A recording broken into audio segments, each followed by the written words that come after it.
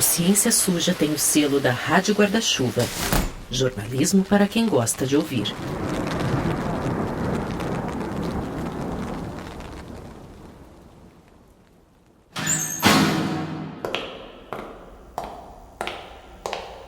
Estes são os de hoje, doutor.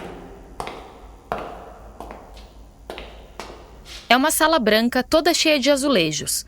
De costas para uma das paredes tem uma fila de homens parados. Até pouco tempo atrás, esses mesmos homens estavam nas ruas da cidade do Rio de Janeiro. Mas agora eles estão ali, dentro das dependências da Polícia Civil. Eles não cometeram um crime, ou pelo menos não algo que seria visto como um crime hoje em dia.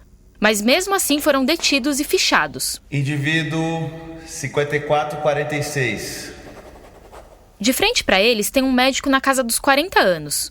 Ele observa cada um dos homens com atenção, mede a circunferência da cintura, estica um braço, examina o tórax e os mamilos. De vez em quando, baixa o olhar e faz uma anotação num caderno que carrega nas mãos. Circunferência 27. O médico então se afasta e ajeita uma câmera num tripé. É uma câmera das antigas, daquelas que tem uma espécie de sanfoninha no meio. Afinal, a gente está na década de 1930. Depois de reveladas, as fotos em preto e branco mostram jovens com diferentes biotipos, todos nus, os rostos sem expressão. Esses homens foram detidos por serem pederastas passivos, ou seja, eles eram gays e com comportamentos tidos como afeminados, e eles eram pobres também. Quer dizer, como não existia uma tipificação penal para pederastia passiva, eles eram acusados de vadiagem, atentado ao pudor, prostituição, e aí muitos iam parar naquela sala branca para serem medidos dos pés à cabeça.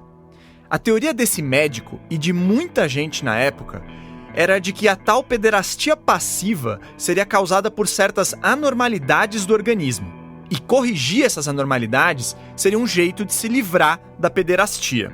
Os nomes desses homens que foram avaliados não aparecem em nenhum registro. Todos são chamados por aquele médico de invertidos, enfermos, anormais, criminosos, sodomitas, pervertidos, pederastas e desorganizadores da família, da nação e da humanidade. O médico que a gente está falando se chama Leonídio Ribeiro, um legista que acreditava estar trabalhando numa cura para regenerar a espécie humana de perversões por trás de crimes. Ele estava estudando a chamada opoterapia, ou organoterapia, que basicamente envolvia injetar extratos e tecidos de animais em humanos para modular níveis de hormônios.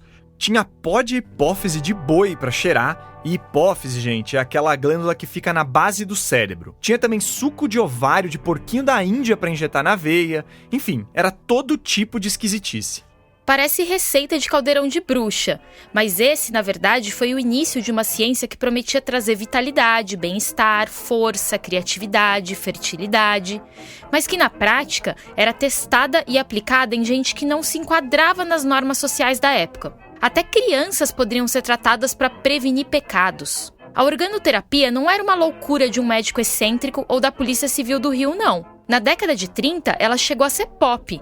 Os jornais, as charges, os teatros, os médicos, os cientistas, os sociólogos, os cronistas, todo mundo falava da técnica. Teve até uma marchinha de carnaval do Lamartine Babo sobre o assunto em 1929. Ouve aí um trechinho.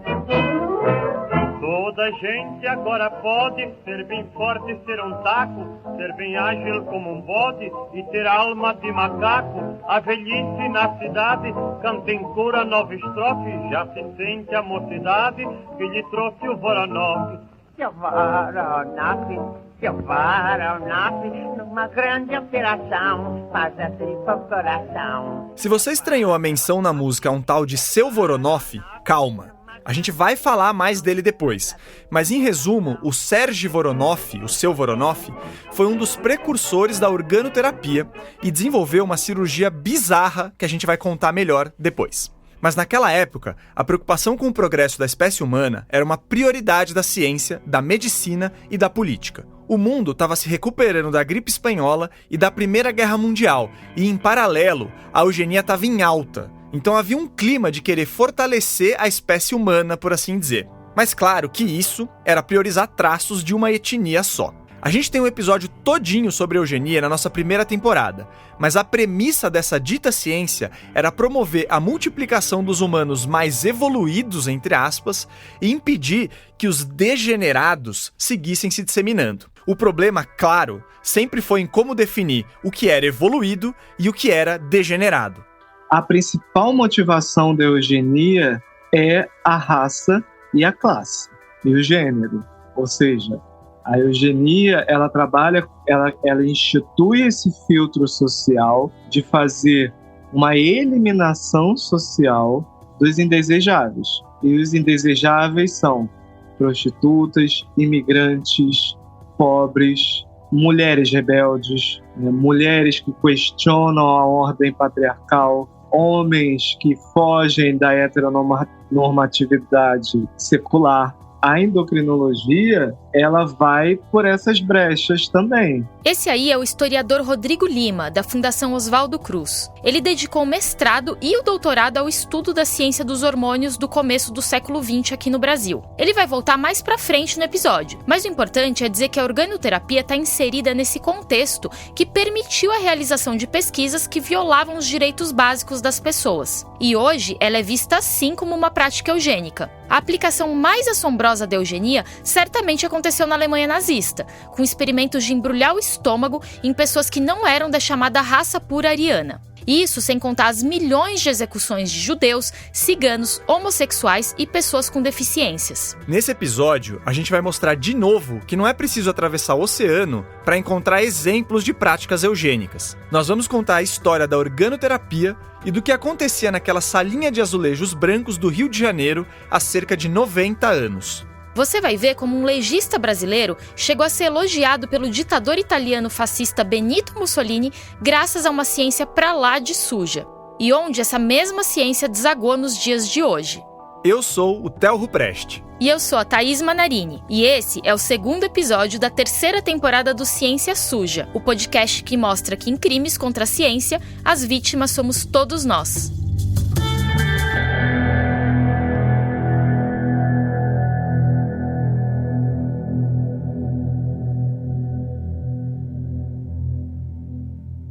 Antes de seguir com a nossa história, eu queria contar como a gente ficou sabendo dela. No fim do ano passado, o Ciência Suja lançou uma chamada para que outros jornalistas e divulgadores científicos trouxessem ideias de pautas e contribuíssem no papel de repórteres mesmo. E veio muita coisa bacana, de verdade. Tanto que nessa nossa temporada de agora, a gente vai ter 4 episódios produzidos por esses parceiros, que é algo que deixa a gente muito feliz. Sempre foi uma vontade nossa ajudar a promover o jornalismo científico de profundidade. Enfim, literalmente a primeira pauta que chegou dessa chamada foi sobre a tal organoterapia, ou opoterapia. Quem fez a inscrição foi a Isabela Lobato, lá de Minas. A Isabela é uma das pessoas mais jovens a fazer o treinamento de jornalismo em ciência e saúde da Folha de São Paulo, em 2021. E pra falar a verdade, ela foi a primeira a se inscrever porque errou no prazo final da chamada. Conta aí sobre sua ansiedade e sobre a ideia da pauta, Bela. Oi, gente, eu sou a Isabela Lobato, tenho 21 anos e sou estudante de jornalismo na UFMG. Assim que eu vi o anúncio da chamada para a pauta do Ciência Suja, eu me inscrevi correndo, porque achei que terminaria no dia 31 de dezembro de 2022 e não no fim de janeiro de 2023.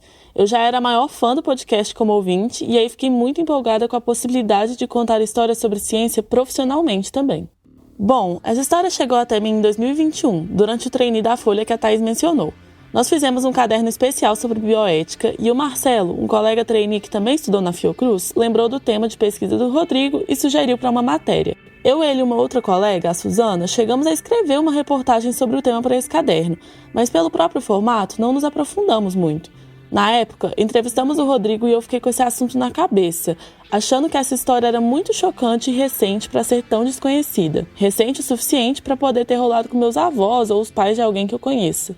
E uma coisa que me intrigou dessa história é que a organoterapia não era uma coisa feita num porão escondido. Era muito disseminada e muito discutida na imprensa. Então qual seria o contexto histórico que poderia livrar tão rápido a cara de médicos e cientistas que trataram homossexuais como doentes e criminosos, ao ponto de os usarem como cobaias para receber extratos e enxertos de animais? Tudo isso para livrá-los de perversões? Boa, Bela, e é isso. Por mais que hoje o preconceito contra o público LGBTQIA+, continue muito, muito forte, A notícia de um médico costurando testículos de macacos em homens como cura gay seria um choque. E sim, isso foi feito e vamos falar disso mais pra frente. Mas aquela primeira metade do século XX foi marcada por uma perspectiva que estava em alta na ciência, o biodeterminismo. Segundo essa teoria, aspectos biológicos determinavam completamente o comportamento das pessoas. Na área da criminologia, o biodeterminismo também era uma ciência popular, que defendia que certas pessoas eram biologicamente propensas ao crime e a comportamentos inadequados. E adivinha quem, né? Os pobres, os pretos, os ciganos, a comunidade LGBTQIA+. O psiquiatra e antropólogo italiano Cesare Lombroso, que viveu entre 1835 e 1909, soltou essa frase aqui.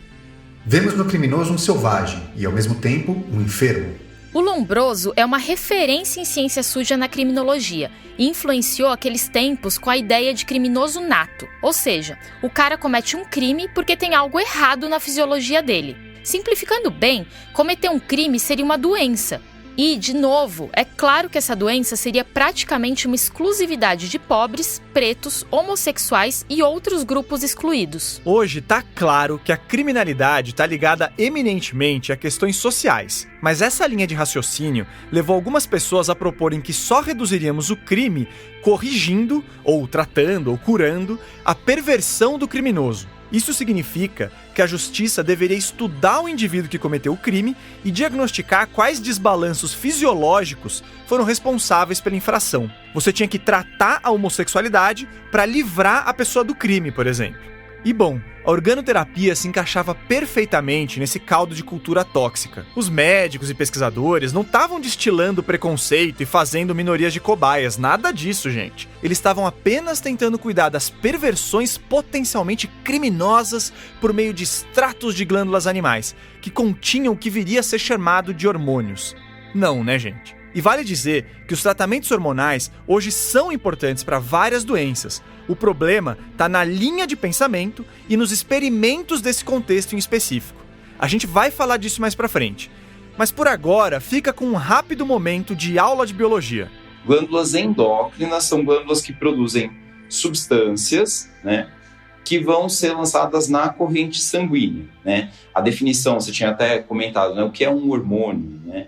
Então, já entrando um pouco nessa resposta, então, um hormônio é uma substância que faz ação, que é lançada na corrente sanguínea e faz ação à distância. Esse aí é o endocrinologista Henrique Secotti. Ele tem uma clínica em São Paulo voltada para um atendimento humanizado da população LGBTQIA+, e está fazendo seu doutorado sobre bloqueio da puberdade em adolescentes trans. Ele também atende no Hospital Israelita Albert Einstein, em São Paulo. A Isabela Lobato, a nossa repórter para esse episódio, sofreu até encontrar um endocrinologista para falar sobre o assunto. Pois é, eu tentei marcar conversas com diferentes endocrinologistas, pedi indicação para o time todo do Ciência Suja, fui atrás de assessorias e o problema não estava em encontrar fontes com bons currículos. O problema é que vários fugiram da raia ao saber do tema da entrevista.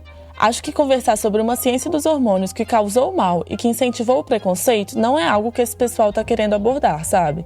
Enfim, o que o Henrique falou é importante, porque a organoterapia partiu do princípio que o reequilíbrio dos hormônios, essas substâncias que são produzidas em um lugar e que atuam em outro, poderia corrigir problemas, trazer bem-estar, inteligência, virilidade, e que uma forma de alcançar esse balanço hormonal seria usar glândulas que produzem hormônios de outros animais.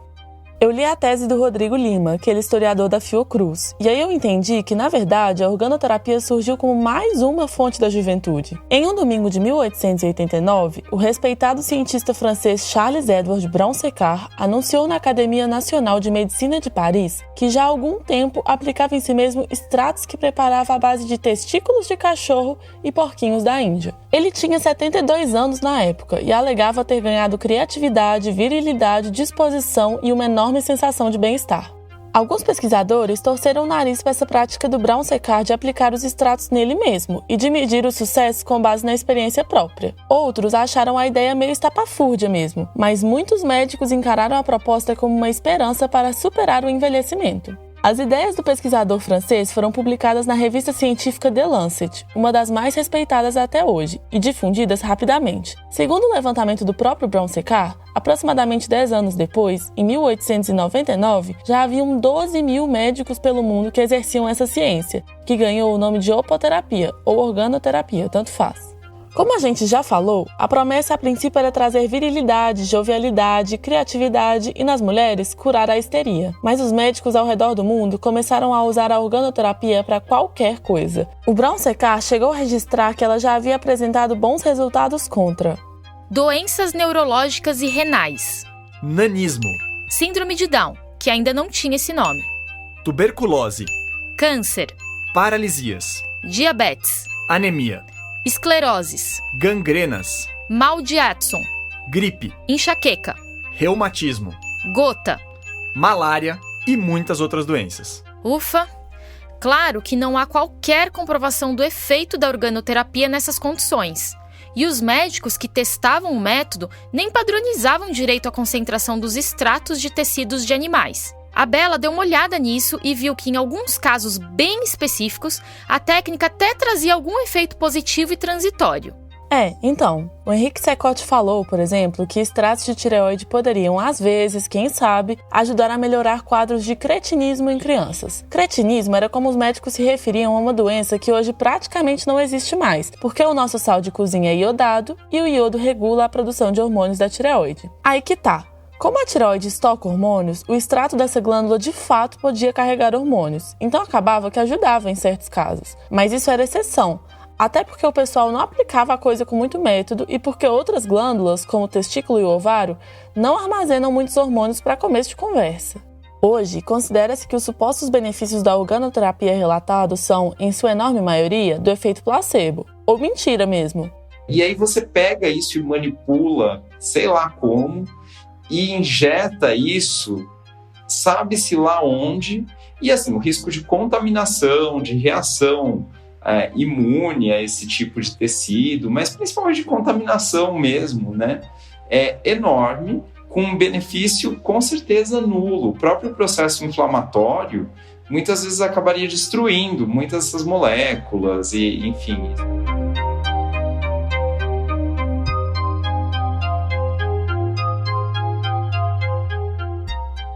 Acontece que o raciocínio de muitos desses profissionais que estudavam organoterapia estava sendo afetado por preconceito e pela onda biodeterminista da época. E aí, eles avançaram a teoria furada da organoterapia para atacar as minorias. Esses corpos passaram por procedimentos comprometedores, severamente prejudicantes para a saúde dessas pessoas, porque havia inflamações, sepsis e outros efeitos colaterais severos para a saúde dos pacientes, e sobre os quais os médicos não relataram para a gente, né? Eles relatam o que eles consideram ser um avanço. Tá aí o historiador Rodrigo Lima, da Fundação Oswaldo Cruz, de novo.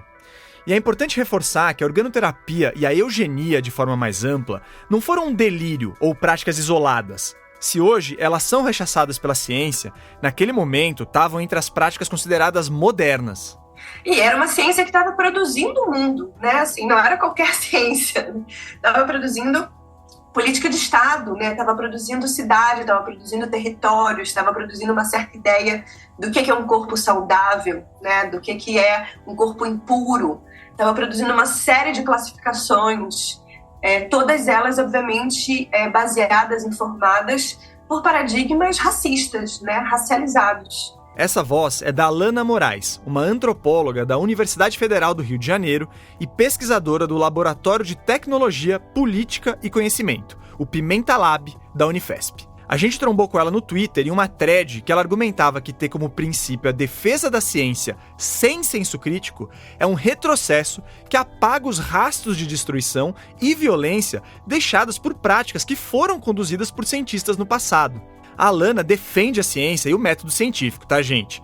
Mas ela também defende que se tenha senso crítico ao analisar a prática científica e as suas relações com outros campos, como a política. A ciência, ela faz parte do mundo. Ela faz parte do mundo, ela é feita por pessoas que fazem parte desse mundo e por pessoas que estão implicadas e estão informadas por certos valores éticos e políticos, né? Não é à toa que a opoterapia encontrou apoio até em instituições científicas que são imensamente respeitadas nos dias de hoje. A Fiocruz e o Instituto Butantan, por exemplo, foram os maiores produtores de opoterápicos do país na década de 1940. E como a gente já disse, os pesquisadores que estavam por trás dessa prática eram considerados sérios. Entre eles tinha o Leonídio, o médico daquela sala branca nas dependências da Polícia Civil Carioca que a gente falou lá no comecinho do episódio. Na volta do intervalo, a gente fala dele.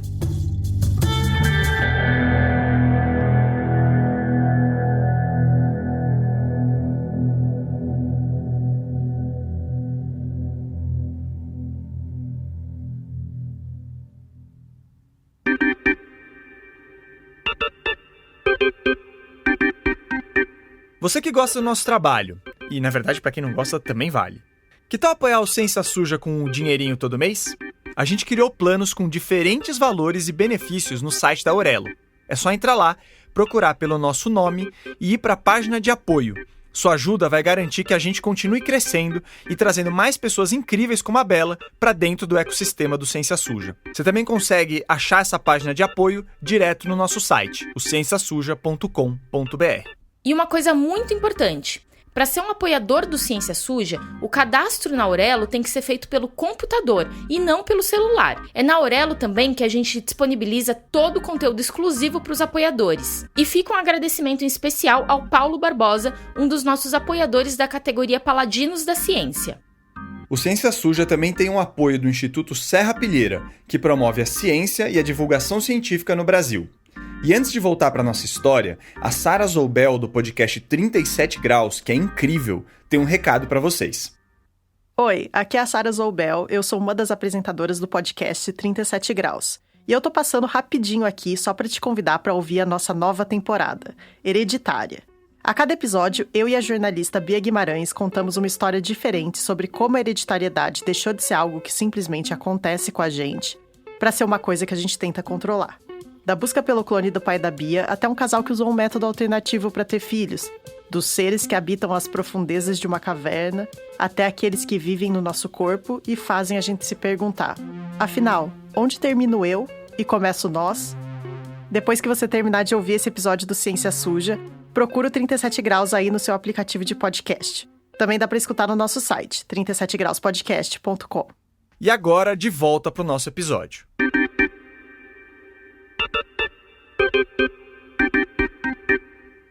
É importante entender que as concepções de sexo, gênero e orientação sexual na primeira metade do século XX eram diferentes do que são hoje. Todas essas três coisas eram meio que a mesma coisa, para falar a verdade. A pessoa que nasce com pênis e testículos é homem, tem hormônios masculinos e sente atração por mulheres. Ponto. A pessoa que nasce com vagina é mulher, tem hormônios femininos e sente atração por homens. Nada se misturava. O que não se encaixava nessas duas caixinhas eram pontos fora da curva, ou seja, era considerado anormalidade. Eles até usavam o termo intersexo para pessoas que tinham características sexuais mistas, mas o conceito era completamente diferente de hoje. Naquela época, tudo que está na sigla LGBT, lésbicas, gays, bissexuais, transexuais, transgênero, travestis, também entrava no conceito de intersexuais. E todos eram enfermos sexuais, segundo um artigo do próprio Leonídio Ribeiro. Na verdade, quase todos, né, Thaís? Os homens que faziam sexo com outros homens, mas que eram ativos, não eram considerados doentes. O desequilíbrio estaria na passividade e no desejo de ser penetrado. Mas nos outros casos, como o de uma mulher que se interessava por mulheres, considerava-se que ela tinha características próprias dos homens, e que isso provavelmente viria de uma enfermidade ou de desequilíbrio dos hormônios sexuais. É machismo mesmo que se fala. Agora, de novo, o Henrique Secote, o endocrinologista. Primeiro que é importante reforçar que pessoas com diferenças no desenvolvimento sexual não têm doenças. Não que elas não possam ter, tá? Então vai ter pessoas, por exemplo, como a gente falou, pode ser por deficiências hormonais, por exemplo. E isso vai requerer, né, uma condição. Não é porque requer tratamento médico que é uma doença, né? Eu vou dar um exemplo, assim, óculos, né? Variações de grau. Isso não é exatamente uma doença, é uma condição, é extremamente comum. E as pessoas vivem bem, muitas vezes vivem bem sem óculos, vivem bem com óculos. Mas na década de 30, esse entendimento nem passava pela cabeça dos organoterapeutas. O diagnóstico era tão determinista que podia ser feito até à distância. A Bela desencavou uma história que o Leonídio Ribeiro, aquele médico brasileiro que ficava medindo homens homossexuais dentro da Polícia Civil do Rio, teve a cara de pau de fazer um diagnóstico à distância do escritor irlandês Oscar Wilde. Sim, o cara que escreveu livros como O Retrato de Dorian Gray. Pois é, essa é uma parte bem absurda do livro Homossexualismo e Endocrinologia, publicado pelo Leonídio em 1938. O Oscar Wilde chegou a ser preso na Inglaterra em 1895 por atos de pederastia, e o Leonídio falou que isso aconteceu por uma endocrinopatia criminal. Ele disse que já era possível perceber no fenótipo do escritor, nos traços físicos dele, as, abre aspas, causas de suas perversões sexuais. Para o médico brasileiro, era evidente que o rosto delicado, os lábios espessos e os olhos luminosos do Wilde configuravam uma anormalidade fisiológica que certamente favorecia crimes. Essas são as palavras dele, e é pura balela. O Leonídio usou esse caso do escritor irlandês para argumentar que as pessoas, abre aspas, invertidas não eram assim porque queriam. Elas eram simplesmente vítimas da própria biologia, e a organoterapia seria uma forma de corrigir isso. O Leonídio termina sua análise dizendo que o desvio era democrático. Em um levantamento de 2020, os pesquisadores Gabriel Bezerra e Josenilson Ribeiro, da Universidade Federal da Integração Latino-Americana, citaram uma frase que teria sido atribuída ao Leonídio. Qualquer um, mesmo os advindos das sociedades mais civilizadas, é passivo de sofrer a efeminidade congênita e amoral da sexualidade desviante. Que pessoa mais bacana, né? Hoje já se sabe que muitos dos estudos que tentavam associar características físicas a traços comportamentais inatos tinham falhas metodológicas graves. Seus autores queriam chegar a uma conclusão, e era uma conclusão toda trabalhada na eugenia. E aí eles manipulavam dados mesmo. O Rodrigo falou mais disso pra gente. Por exemplo, faltava também estudos comparativos na análise biotipológica. Então, assim, será que realmente em corpos heterossexuais haviam medidas corporais tão diferentes dos corpos de pessoas homossexuais sob o olhar da biotipologia? Ou seja, eles não comparavam medidas de pessoas heterossexuais com as de homossexuais para ver se tinha alguma diferença para começo de conversa. E quando você tá com uma ideia fixa na cabeça, o risco de fazer uns experimentos macabros aumenta. O Leonídio, por exemplo, era fã de um cara chamado Serge Voronoff, o da marchinha do Lamartine Babo que a gente colocou lá no começo. O Voronoff era um médico europeu que tinha viajado o mundo para popularizar uma técnica cirúrgica que ele tinha inventado. Em julho de 1925, um outro médico brasileiro escreveu um artigo no jornal O País sobre o que tinha aprendido com o Voronoff. O título era Mocidade Eterna. A gente separou aqui uns trechos. Serge Voronoff é natural da Áustria e, apesar dos seus 60 e poucos anos, possui os necessários requisitos do cirurgião contemporâneo. Tem uma cabeça bem conformada, grande, face oval, fronte larga, olhar sereno e perscrutador, compondo uma fisionomia expressiva. Os braços são compridos, mãos espalmadas, dedos longos e flexíveis. Engraçado que o autor do artigo associa traços físicos a requisitos necessários para um cirurgião, né? Mas vamos em frente. Opera devagar, com método. É rigoroso na asepsia. Tá, mas e qual o método do Voronoff? O autor do artigo fala de uma série de operações que presenciou, todas em busca de regeneração, vitalidade e virilidade. E aí começa a descrição. Eis a noção técnica. O macaco já vem anestesiado para a sala de operações com cloretila, que é substituída pelo clorofórmio e onde o paciente humano já se acha anestesiado localmente com solução de cocaína a 1%. A menos que se trate de mulher ou de homem pusilânime ou que se lhe preveja a possibilidade de hemorragia. Nessas circunstâncias, prescreve-se o éter anestésico. Ao passo que Serge Voronoff opera no homem, simultaneamente no macaco trabalha seu irmão Fernando Voronoff, que procede com o mesmo rigor técnico, pois todo animal sobrevive sempre com mais vitalidade orgânica. Ainda são defensores dos animais. Que bonzinhos, né? Gente, sério. O que os irmãos Voronoff estavam fazendo ali era tirar os testículos dos macacos para costurar no de homens. Eles podiam fazer a mesma coisa com ovários para as mulheres. Essa é a chamada cirurgia de Voronoff. Segundo Serge Voronoff, essa seria uma solução opoterápica de efeito mais duradouro. Ou seja, o enxerto produziria substâncias milagrosas no paciente que trariam virilidade, vigor intelectual e reequilíbrio sexual, entre outras coisas.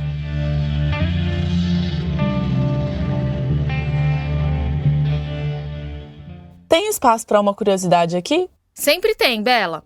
Enquanto eu estava pesquisando essa história do Voronoff nos jornais da época, eu encontrei um texto que passa bem o clima de empolgação sobre o assunto. Ele foi publicado num domingo de 1925, no Jornal do Brasil, e anunciava uma grande esperança para a economia brasileira. O Steineck, um outro médico austríaco que também era conhecido por suas cirurgias para rejuvenescimento, estava negociando carregamentos de macacos brasileiros para a Europa. Segundo o jornal, só a possibilidade disso acontecer já havia gerado uma melhora sensível na cotação dos títulos brasileiros em mercados estrangeiros. Estimava-se que a população símia do Brasil era de 35 milhões de macacos, mas poderia chegar a 1 bilhão. Então tinha uma fonte grande de renda aí. Ouve só esse trecho da matéria. Que futuro risonho! 35 milhões de macacos a 50 contos por símio dão a fabulosa importância de 1 bilhão e 750 milhões de contos. Imagina-se quantos contos darão 1 bilhão de macacos. E não há que temer superprodução do gênero, nem há que se recear a diminuição de seu consumo. Quem uma vez tomar injeção de soro de macaco não poderá passar mais sem esse paradisíaco estimulante. A injeção do soro de macaco vicia muito mais que a morfina e proporciona prazeres que não se encontram na cocaína. Infelizmente, para todos que se empolgaram com uma exportação bilionária de macacos, 3 dias depois o mesmo jornal publicou uma minúscula nota que dizia: Steineck já não precisa de macacos. Então não é de hoje que o tal mercado se empolga e se assusta com contos de fada, né? Enfim, o Voronoff pensava na sua cirurgia como a substituição de uma peça desgastada por uma nova. E essa metáfora funcionava bem em uma sociedade que estava cada vez mais acelerada, que começava a conhecer o Fordismo. Quem contou isso pra gente foi o Jude Levi, um antropólogo e pesquisador da Unicamp, a Universidade Estadual de Campinas. A dissertação do Jude explorou as leituras sociais sobre as práticas médicas do começo do século XX. Então essa era a ideia dele. Ele pensava de fato nesse corpo como grande máquina, e então se a gente conseguisse desenvolver tecnologias para constante manutenção e reposição de peças, esse organismo poderia viver por muito mais tempo. Curiosamente, no meio de tanta gente otimista com essas práticas, tinha quem achasse que misturar parte de bicho com parte de gente só poderia terminar mal. Porque é o mesmo tipo de crítica da revolta da vacina. Essa ideia de que a mistura de substâncias entre corpos de espécies distintas era profundamente questionável, assim, e atemorizante, né? Só para dar um contexto rápido aqui. As primeiras vacinas contra a varíola, lá do século XVIII, usavam o vírus da varíola bovina. Daí a relação da vacina com a vaca. A palavra vacina, aliás, vem de vacinus, que em latim é derivado da vaca. E em 1904, um pessoal interessado em desestabilizar o governo da época do Rodrigues Alves insuflou a população, que para falar a verdade já vinha sendo muito maltratada, com mentiras como a de que a vacina faria as pessoas ganharem atributos bovinos. E aí o Rio de Janeiro virou um caos. A revolta da vacina que o Jude Levi citou é muito mais complexa do que isso, e a gente contou direitinho no nosso episódio A Ameaça Antivacina, da primeira temporada.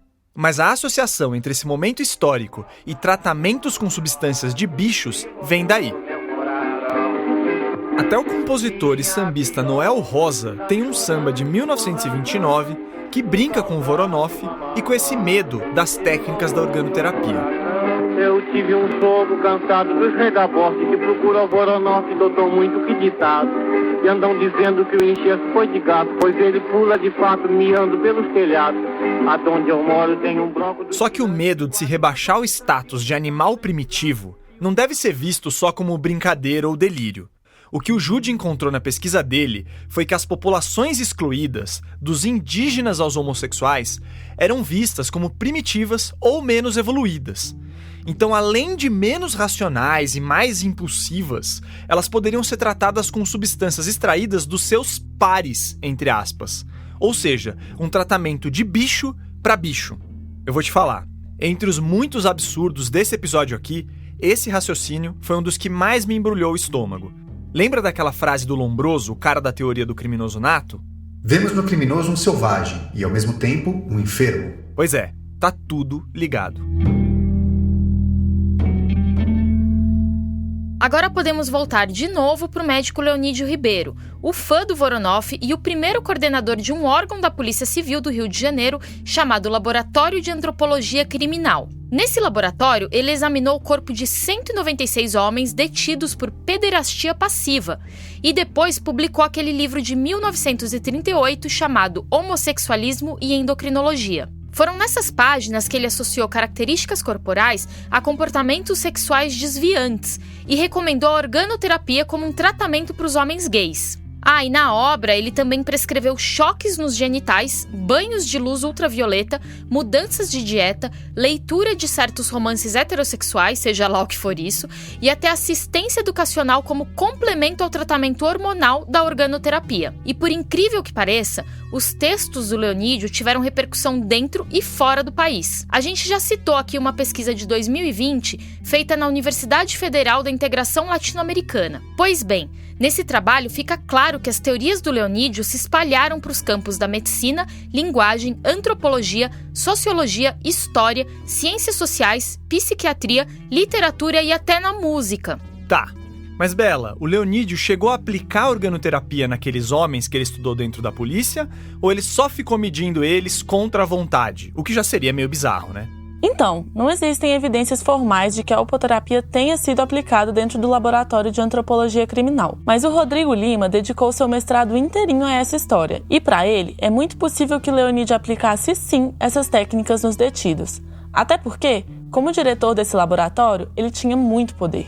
Basicamente, o Leonídio Ribeiro, ele foi um médico legista muito conhecido entre as décadas de 1920, 1930 e 40 no Brasil. Ele escreveu clássicos da medicina legal, da medicina forense. O trabalho dele com os homossexuais nada mais é do que uma tentativa de, sob os cuidados da medicina, de institucionalizar um tratamento aos homossexuais através da endocrinologia.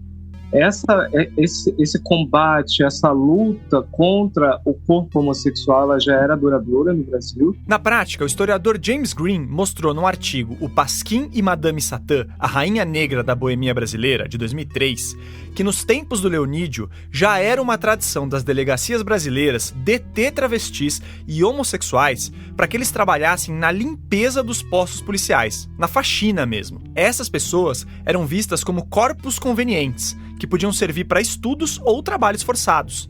Então não seria exatamente uma surpresa que esse grupo virasse cobaia de experimentos.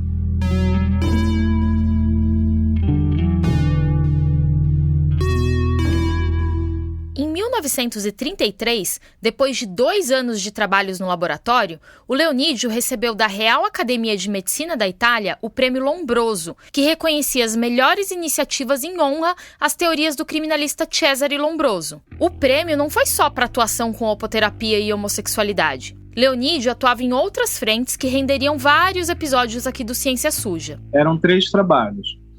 Era o trabalho sobre que ele tentava entender a relação médica, o que justificava, do ponto de vista médico, o comportamento criminoso dos negros. Ele estudou também a relação dos tipos sanguíneos dos tupis-guaranis.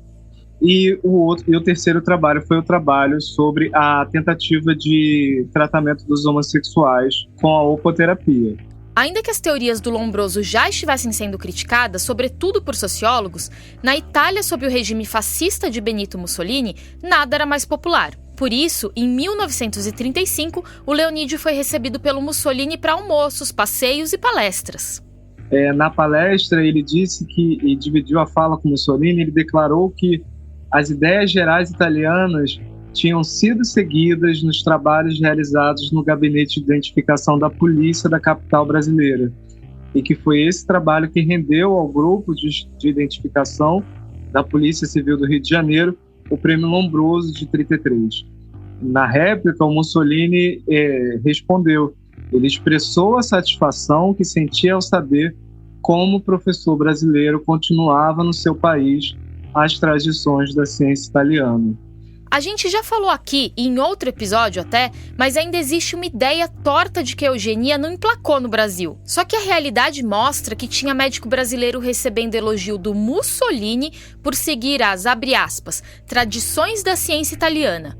No caso, a eugenia mesmo. E os 196 homens analisados pelo Leonídio no Laboratório de Antropologia Criminal não foram os únicos a passar por essa situação. Enquanto esse médico escrevia suas 3 autobiografias, mais um monte de homens e mulheres foram usados como cobaias e tratados como seres indesejáveis. Nos anos que passou pesquisando, o Rodrigo Lima nunca encontrou as fichas desses homens nos arquivos da Polícia Civil, mesmo que tantas outras do mesmo período estejam conservadas. Ele também nunca tomou conhecimento de vítimas que tenham vindo a público falar sobre o que aconteceu no Laboratório de Antropologia Criminal da Polícia Civil do Rio. De acordo com o Rodrigo, talvez isso seja um sinal de que, no fundo, o Leonídio sabia que seus experimentos não eram lá muito éticos, e ele não era bobo de ficar destacando seus preconceitos ou gerando provas contra si mesmo. Alguns acadêmicos acham que a gente tem que falar só o que o documento diz. Eu discordo dessa posição. Eu acho que a gente tem margem para pensar em tudo.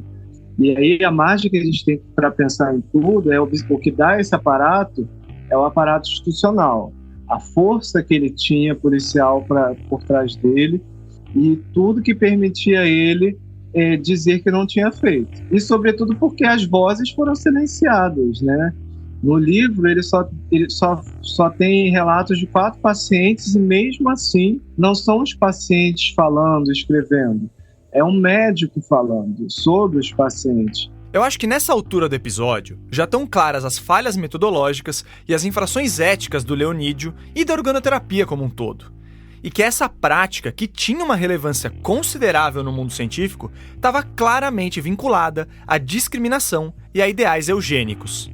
Olha, o principal elemento para o crescimento da eugenia no Brasil é a presença da miscigenação. O sonho brasileiro das elites brasileiras no início do século XX é o embranquecimento da sociedade. Embranquecer através da imigração, embranquecer através do impedimento da entrada de determinadas nacionalidades no Brasil através de certos imigrantes. E, sobretudo, atingir esse ideal, o ideal de uma sociedade branca guiada pelo padrão heteronormativo.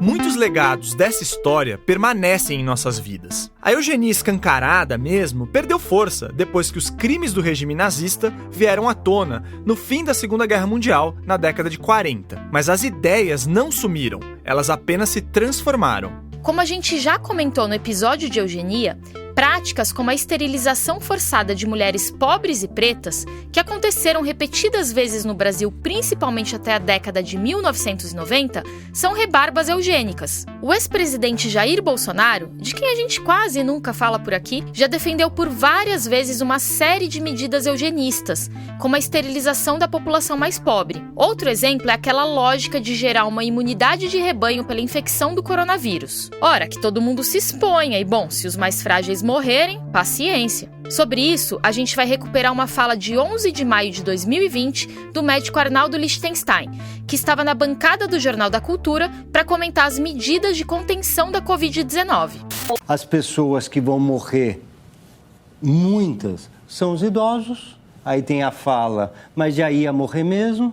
Ou as pessoas que já têm doença, já estavam doentes, e vão ficar os jovens e atletas. Então, se a gente pegar pedaços da fala, tem uma lógica intensa. Isso chama eugenia. No mais, até recursos da endocrinologia moderna às vezes são usados em busca de um ideal irreal de corpo forte, másculo, alto e invencível. Recentemente, uma ex-participante do BBB, a Fly, veio a público contar dos efeitos colaterais que sofreu ao usar o implante que libera um hormônio masculino. O chamado chip da beleza promete coisas como mais disposição, emagrecimento, maior libido, pele firme, melhoras no sono. Você reconheceu essas promessas? Pois é. A coisa chegou ao ponto de o Conselho Federal de Medicina ser obrigado a proibir a prescrição de anabolizantes para fins estéticos, que incluem o tal chip da beleza. O endocrinologista Henrique Secotti lembrou de outra situação. Uma situação que é recorrente no consultório, né, são os pais querendo que o filho fique mais alto, né? E o filho tem uma altura normal, e a previsão de altura é uma altura normal. Mas o coleguinha da escola usou hormônio e agora ele tá alto, né? Será que não dá para o meu filho usar também? E como nada na história da medicina é preto no branco, apesar das falhas éticas gigantes, os primeiros estudos da ciência dos hormônios também moldaram aspectos positivos da endocrinologia de hoje. Um exemplo aqui é o uso de extratos pancreáticos contra o diabetes. Depois de anos estudando as secreções do pâncreas em cachorros e outros animais, os pesquisadores Frederick Banting e Charles Best finalmente conseguiram isolar a insulina e aplicá-la em crianças com diabetes tipo 1. Isso revolucionou o tratamento da doença, e até hoje se aplica insulina em vários casos, embora agora ela seja obtida em processos de laboratório, não a partir de bichos. O trabalho do Frederick Banting e do Charles Best foi reconhecido com um Prêmio Nobel de Fisiologia e Medicina. E tem ainda uma coisa que parece meio contraditória, mas de um jeito muito louco, a ideia de um conserto biológico, entre aspas, que o Leonídio defendia, se virou contra o preconceito. Isso vai acontecer com o movimento feminista e o movimento queer, basicamente, que vai pensar, cara, tem umas teorias interessantes aqui, existem possibilidades de uso de hormônios, e se a gente usar essas coisas na direção que a gente quer, né? E não no sentido de tentar curar ou corrigir os desvios, mas de operar junto com a agência das pessoas. E aí, isso aí é uma virada sensacional, assim, que é a população que dá. A partir das décadas de 40 e 50, com essa inversão do pensamento, feministas, ativistas, homens e mulheres que eram considerados intersexuais e que hoje se encaixariam em diferentes letras da sigla LGBTQIA+, começaram a reivindicar certas técnicas hormonais e cirúrgicas que mexem com a fisiologia do corpo para si.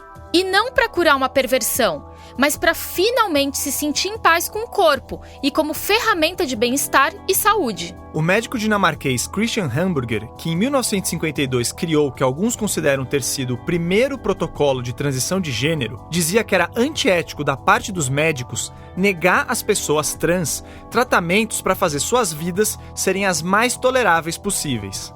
Apesar das muitas limitações e dificuldades, hoje uma pessoa trans pode conseguir acesso a tratamentos para uma transição de gênero. Mas isso porque os verdadeiros atores dessa história, as cobaias, as pessoas tratadas, se inteiraram sobre o assunto e cobraram humanidade de profissionais de saúde e pesquisadores. A ciência é defendida aqui em todo episódio, e quem ouve a gente faz tempo já sabe disso. Mas casos como esse deixam claro como a produção científica é influenciada demais pelo tempo em que ela está inserida. Para a gente tirar o melhor dela, a gente precisa também aprender com o nosso passado e valorizar a história, a sociologia e as críticas saudáveis. É muito louco quanto a gente não para refletir sobre nada. A gente não reflete, a maior parte da formação médica não reflete nem sobre o método científico. A gente não discute história, a gente não discute a formação médica. Hoje reproduz padrões e a gente vai reproduzindo. Ou seja, a gente está nesse momento de, no fundo, de retomar, talvez, né, uma outra ciência. Que seja mais aberta, que seja mais porosa. E eu acho que isso tudo envolve uma generosidade também das pessoas que produzem ciência, né? Uma curiosidade, uma disposição de estar aberta, né? Para fazer alianças. Eu acho que a ciência pode ser um ótimo lugar para a gente fazer alianças para produzir um mundo mais justo, um mundo melhor.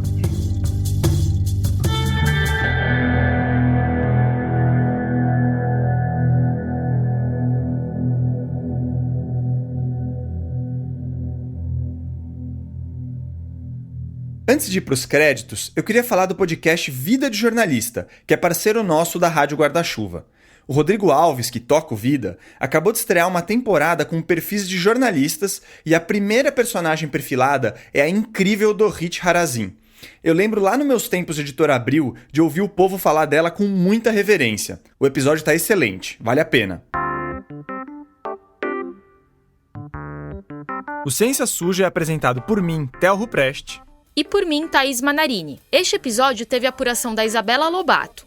O roteiro também foi escrito por ela, com o apoio técnico e as pensatas do time do Ciência Suja. Obrigado por topar participar dessa aventura com a gente, Bela. Que isso, gente. Eu que agradeço. Eu amei. Contem comigo. A edição de som e as trilhas desse episódio são do Felipe Barbosa.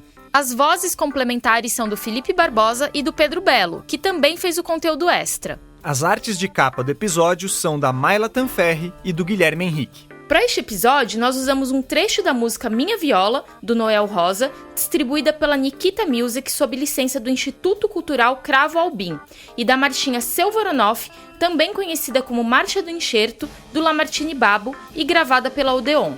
Também usamos áudio do Jornal da Cultura. A terceira temporada do Ciência Suja tem o apoio do Instituto Serra Pilheira, que promove a ciência e a divulgação científica no Brasil. No site e nas redes do Serra Pilheira, você consegue ver quanta coisa incrível tem o apoio deles. Para mais informações sobre o podcast, para virar um apoiador e para ter acesso aos materiais complementares deste episódio, acesse o nosso site www.cienciasuja.com.br ou as nossas redes sociais. A gente está no Twitter, Instagram, Facebook e no TikTok. A gente se vê daqui 2 semanas com mais um episódio. Até lá, pessoal!